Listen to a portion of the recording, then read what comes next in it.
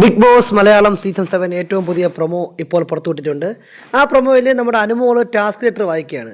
വ്യക്തിഗത പോയിന്റുകൾ നേടാനുള്ള മൂന്നാമത്തെയും അവസാനത്തെയും മത്സരമാണ് ഇനി നടക്കാൻ പോകുന്നത് എന്നാണ് ടാസ്ക് ലെറ്ററിൽ പറയുന്നത്.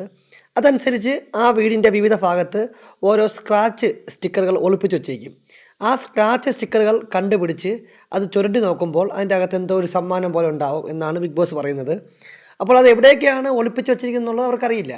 അപ്പോൾ ഒരു ബസർ കേൾക്കുമ്പോൾ ഇവരെല്ലാവരും ഓടിച്ചെന്ന് ആ വീടിൻ്റെ മുക്കും മൂലയും അരിച്ച് പറക്കി പരിശോധിച്ചിട്ട് ആ സ്റ്റിക്കർ കണ്ടെത്തുക എന്നുള്ളതാണ് ടാസ്ക്.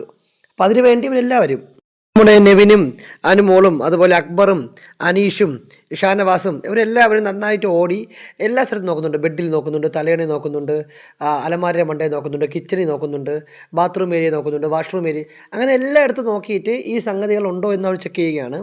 അപ്പോൾ നൂറയ്ക്ക് അവസാനം കിട്ടിയെന്ന് തോന്നുന്നു. അനീഷിൻ്റെ ബെഡിൽ നിന്ന് നൂറയ്ക്ക് എന്തോ സ്ക്രാച്ച് കിട്ടി. അത് നൂറിങ്ങനെ കാണിക്കുന്നുണ്ട്.